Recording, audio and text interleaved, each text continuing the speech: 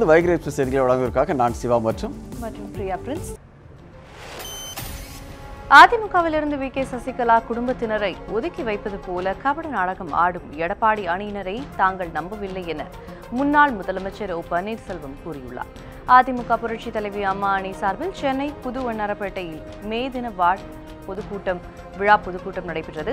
இதில் பேசிய முன்னாள் முதலமைச்சர் ஓ. பன்னீர்செல்வம், மறைந்த முதல்வர் ஜெயலலிதாவின் மரணத்தில் உள்ள மர்ம முடிச்சு அவிழ்க்கப்பட வேண்டும் என்றால் அதற்கு சிபிஐ விசாரணை நடத்த வேண்டியது அவசியம் என்றார். எம்எல்ஏ பதவிக்காகவும் எம்பி பதவிக்காகவும் ஒரு குடும்பத்தின் வாசலில் நிற்க வேண்டிய அவல நிலை அதிமுகவினருக்கு இனி இருக்கக்கூடாது என்று கூறிய அவர், அதிமுக எப்போதும் மக்கள் இயக்கமாக இருக்க வேண்டும் என்றார். வி.கே. சசிகலாவையும் டிடிவி தினகரனையும் கட்சியிலிருந்து நீக்குவது போல் எடப்பாடி பழனிசாமி அணியினர் கபட நாடகம் ஆடுவதாக கூறினார்.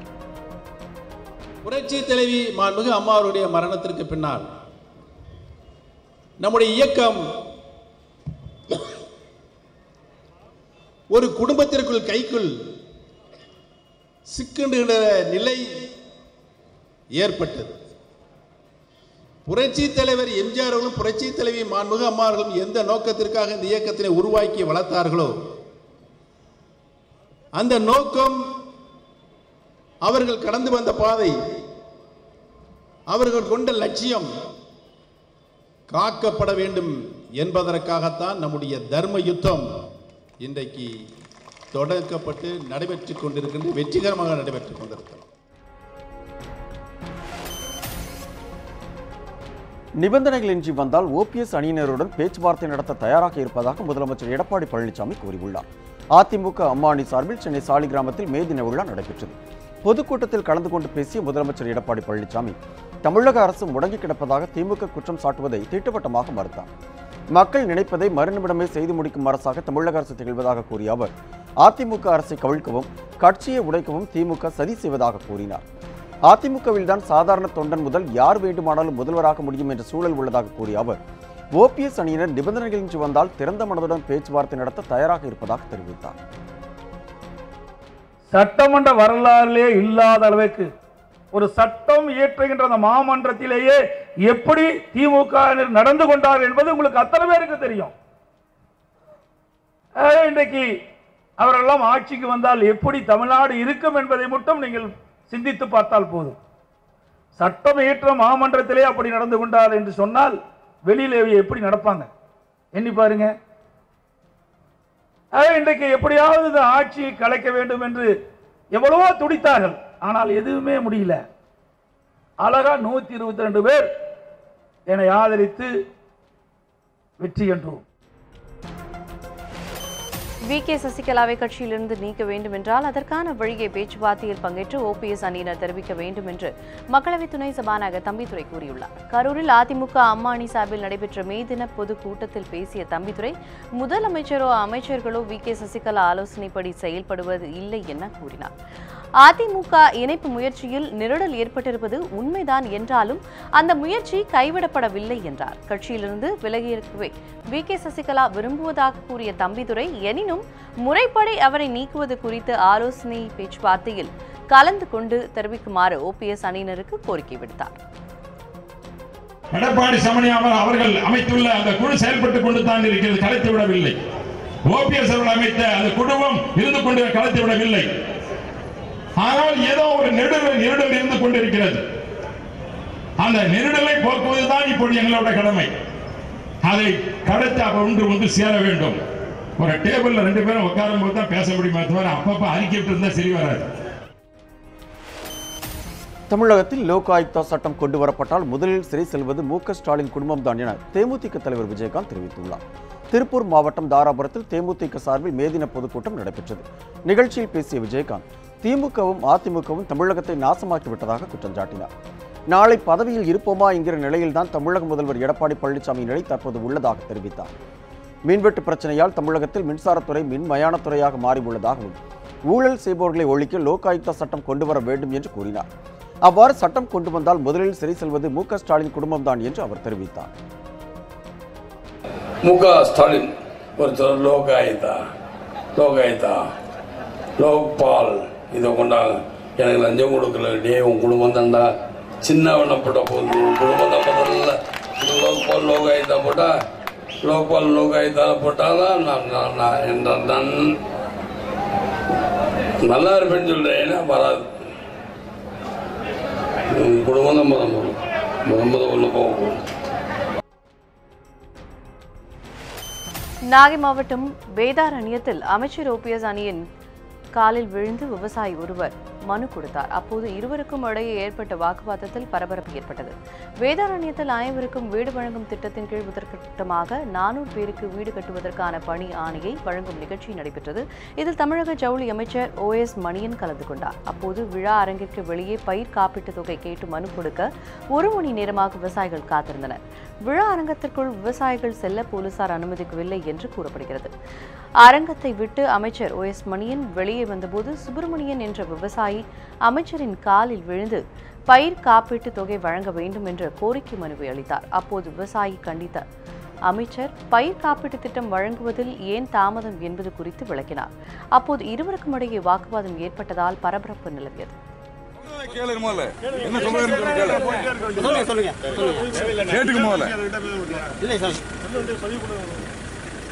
தமிழ்நாடு அரசாங்கம் 15-16க்கான ஒட்டுமொத்த இன்சூரன்ஸ் தொகையை கட்டியாச்சு. அதுக்கப்புறம் மத்திய சர்க்காரில் இன்னும் 100 கோடி பணம் கொடுக்கணும். தமிழ்நாடு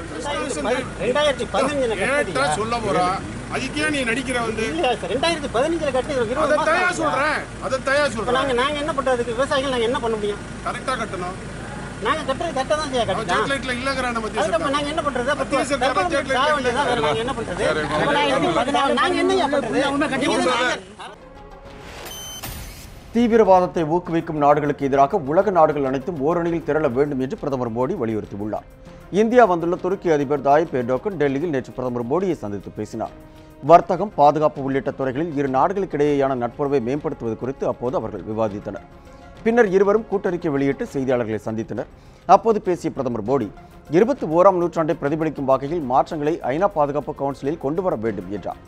தீவிரவாதத்திற்கு எதிராகவும் தீவிரவாதத்தை ஊக்குவிக்கும் நாடுகளுக்கு எதிராகவும் உலக நாடுகள் ஓரணியில் திரள வேண்டும் என்று பிரதமர் மோடி வலியுறுத்தினார்.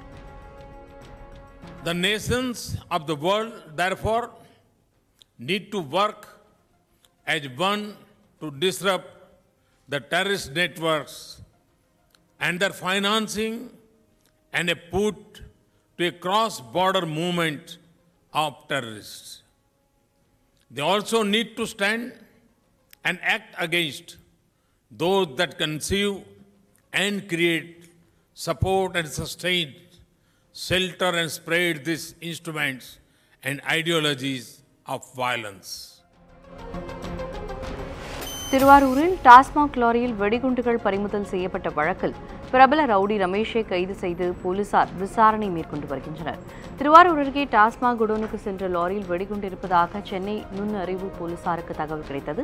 இதையடுத்து விரைந்து சென்று சோதனை நடத்திய அதிகாரிகள் லாரியில் இருந்த வெடிகுண்டு மற்றும் ஆயுதங்களை பறிமுதல் செய்தனர். இது தொடர்பாக சென்னை 800ஐ சேர்ந்த ரவுடி ரமேஷை மணலி புதுநகர் போலீசார் கைது செய்து விசாரணை நடத்தி வருகின்றனர்.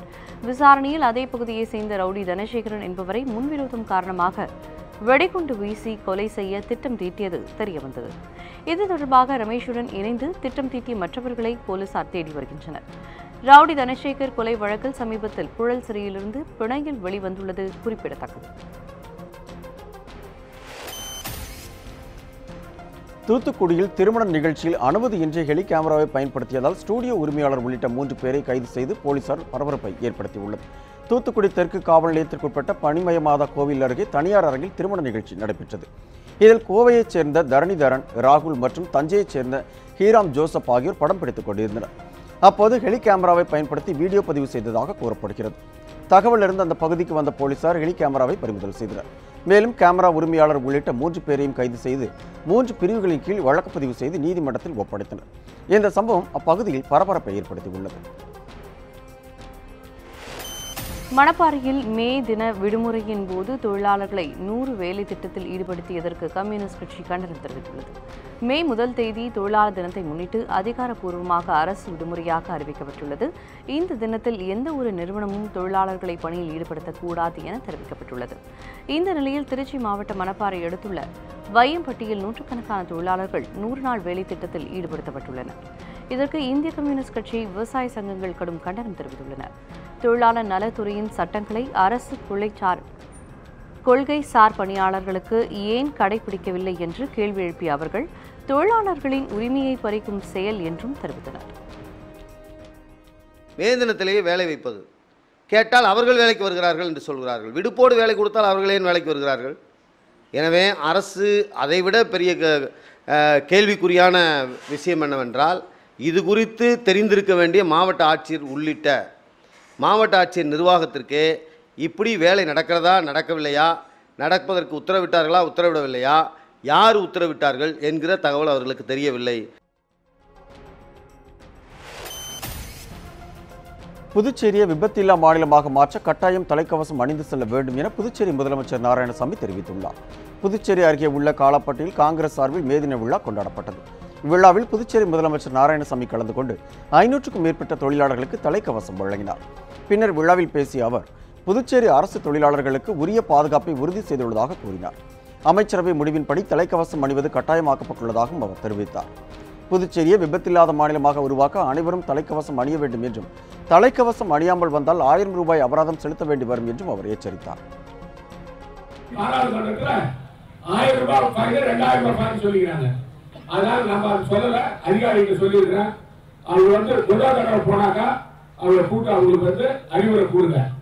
ரெண்டாவது தடவை வந்தாக்கா அவங்ககிட்ட பணத்தை வாங்கி ஹெல்மெட் வாங்கி நீங்களே வாங்கி கொடுங்கன்னு சொல்லிடுறான்.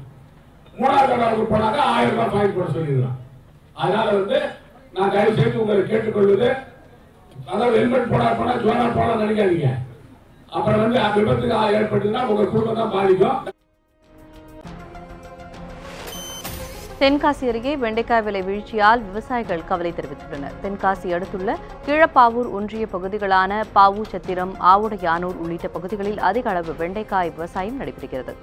இங்கு விளைவிக்கப்படும் வெண்டைக்காய் பாவூச்சத்திரம் சந்தைக்கு கொண்டு செல்லப்படுகிறது.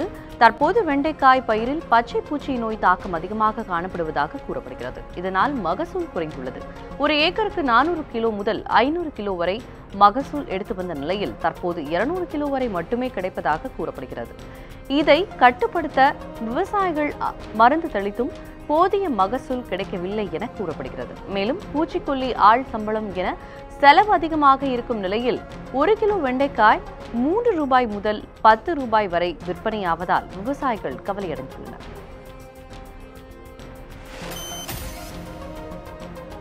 திமுக செயல் தலைவர் மு.க. ஸ்டாலின் பிறந்த தினத்தை முன்னிட்டு திருவாடு அணையில் மாட்டுவண்டி பந்தயம் நடைபெற்றது.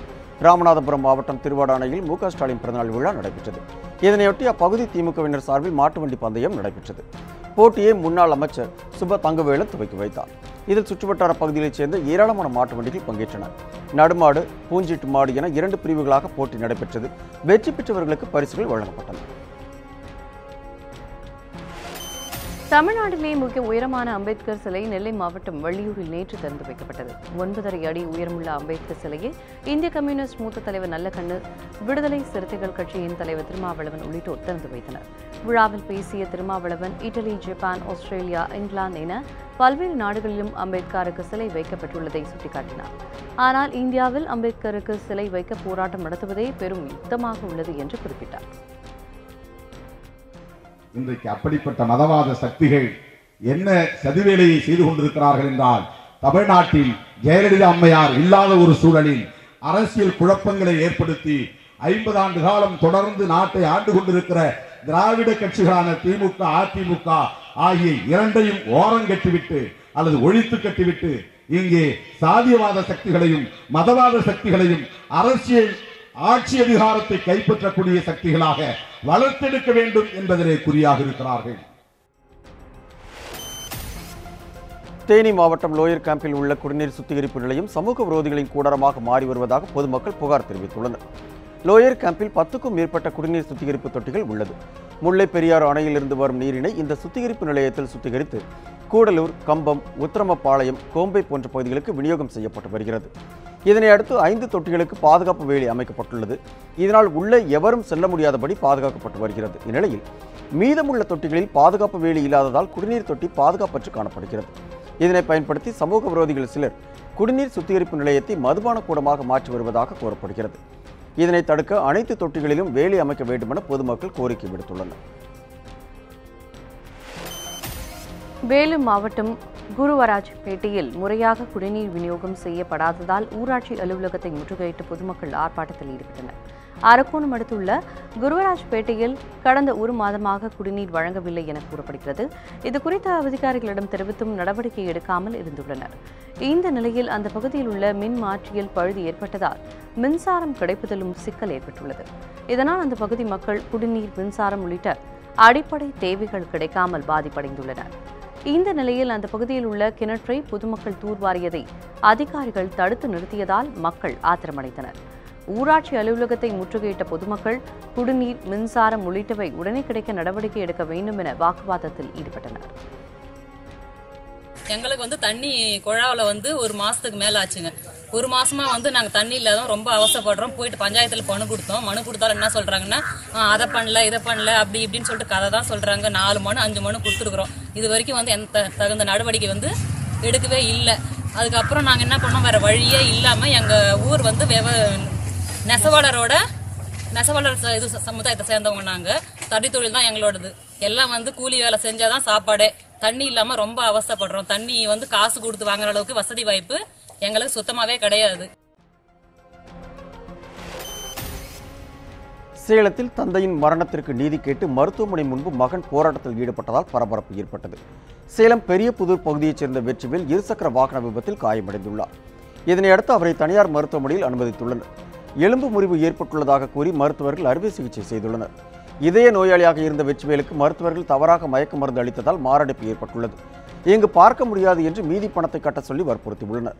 பெங்களூரு கொண்டு சென்றதில் சோதனை செய்த மருத்துவர்கள் சேலத்தில் தவறான சிகிச்சை வழங்கப்பட்டுள்ளதாக தெரிவித்துள்ளனர். மேலும் சிகிச்சை பலனின்றி வெற்றிவேல் உயிரிழந்தார். இதனையடுத்து தந்தையின் மரணத்திற்கு நீதி கேட்டு அவரது மகன் மணிகண்டன் மருத்துவமனை முன்பு போராட்டத்தில் ஈடுபட்டார். போலீசார் பேச்சுவார்த்தை நடத்தியதைத் தொடர்ந்து அவர்கள் கலைந்து சென்றனர். இங்கே மேனேஜ்மெண்ட் சொல்கிறது தான் நடக்கும் அப்படின்னு டாக்டர் இங்கே இருக்க உண்மையான ஒரு சில டாக்டருங்களே சொல்கிறாங்க. எங்களுக்கு வருத்தமாக இருக்குது. நாங்கள் இதை ஓப்பனாக பேச முடியல. நாங்களும் இங்கே ஒரு அண்டர் டேக்கில் தான் இருக்கோம். நாங்களும் ஒரு ஒப்பந்தத்தை மாதிரி தான் இருக்கோம். எங்களால் நிர்வாகத்தை பதில் சொல்ல முடியல. உங்களை இப்படி வச்சிருக்கிறது காரணமே நிர்வாகம் தான் சொல்கிறாங்க. அப்போ இந்த மருத்துவத்தில் இந்த அனசிசியான்ற காரணத்தினால எங்கள் அப்பா ரொம்ப உபாதை உடம்பு இல்லை ரொம்ப பிரச்சனை ஏற்பட்டு அவர் ரொம்ப சீரியஸான நிலைமைக்கு தள்ளப்பட்டது காரணமே SKS மருத்துவமனை மட்டும்தான். நியூஸ் 7 தமிழ் செய்தியின் எதிரொலியாக கள்ளக்குறிச்சி அரசு மருத்துவமனையில் நோயாளிகளுக்கு 100 கட்டில்கள் வாங்கப்பட்டுள்ளன. விழுப்புரம் மாவட்டம் கள்ளக்குறிச்சி அரசு தலைமை மருத்துவமனைக்கு நாள்தோறும் ஆயிரக்கணக்கானோர் சிகிச்சைக்காக வந்து செல்கின்றனர். இங்குள்ள மகப்பேறு பிரிவில் போதுமான இடவசதிகள் இல்லை என்றும் கர்ப்பிணி பெண்கள் தரையில் அமர்ந்து சிகிச்சை பார்க்கும் அவலம் நோயாளிகள் தெரிவித்துள்ளனர். இது தொடர்பாக நியூஸ் 7 தமிழின் தீர்வு பாலம் நிகழ்ச்சியில் செய்தி ஒளிபரப்பானது. இதையடுத்து தொகுதியின் சட்டமன்ற உறுப்பினர் நிதியிலிருந்து சட்டமன்ற 5 லட்சம் ரூபாயை ஒதுக்கி நோயாளிகளுக்கு தேவையான 100 கட்டில்களை வழங்கினார். இதையடுத்து மருத்துவமனையில் இருக்கும் கர்ப்பிணி பெண்கள் சட்டமன்ற உறுப்பினருக்கும் நியூஸ் 7 தமிழுக்கும் நன்றி தெரிவித்தனர். இங்கே எங்களை டாக்டர் அம்மாங்களும் நர்ஸ் அம்மாங்களும் நல்லபடியாக பார்த்துக்கிறாங்க. 7 நியூஸில் கட்டில் இல்லைன்னு தெரிவித்தாங்க. அதனால் இப்போ அவங்க மூலியமா எங்களுக்கு கட்டில் கொடுத்த MLA பிரபு அவர்களுக்கு நன்றி. தொழிலாளர்கள் தினத்தை முன்னிட்டு திண்டுக்கல் மாவட்டம் கொடைக்கானலில் நேற்று சுற்றுலா பயணிகள் கூட்டம் அலைமோதியது. மலைகளின் இளவரசி என்று அழைக்கப்படும் கொடைக்கானலில் கோடை சீசன் துவங்கியுள்ளது. இதனால் பயணிகளின் வருகையும் நாளுக்கு நாள் அதிகரித்து காணப்படுகிறது. மே தினத்தை முன்னிட்டு வழக்கத்துக்கு மாறாக அனைத்து சுற்றுலா தலங்களிலும் நேற்று பயணிகள் கூட்டம் அலைமோதியது. நேற்று விடுமுறை தினம் என்பதால் பிரையன்ட் பூங்காவில் ஆயிரக்கணக்கானோர் வண்ண மலர்களை பார்த்து ரசித்தனர். இதனிடையே திடீரென பெய்த மழையும் அடுத்த சில நிமிடங்களில் வெயிலும் அடித்ததால் பயணிகள் மகிழ்ச்சி அடைந்தனர். ஊரில் வெயில் வாட்டி வதைத்து வரும் நிலையில் கொடைக்கானலில் நிலவும் குளுமையான சூழல் மகிழ்ச்சி அளிப்பதாக அவர்கள் தெரிவித்தனர். மே 1 அந்த ஒளிப்பதிவு தின லீவுக்காக ஹாலிடேஸ்க்காக கொடைக்கானலில் ஸ்பெண்ட் பண்ணலான்னு வந்திருக்கோம். திருச்சி ரொம்பவே ஹாட்டாக இருக்குது. தமிழ்நாட்டிலேயே திருச்சி தான் ரொம்ப ஹாட்டஸ்ட் சிட்டி. இங்கே கொடைக்கானல் ரொம்ப சூப்பராக இருக்குது. அங்கே எப்படா மழை பெய்யும்னு இருக்குது, இங்கே எப்படா வெயில் அடிக்குங்கிற மாதிரி ஒரு சிச்சுவேஷன் இருக்குது. ரொம்ப சூப்பராக இருக்குது கொடைக்கானல்.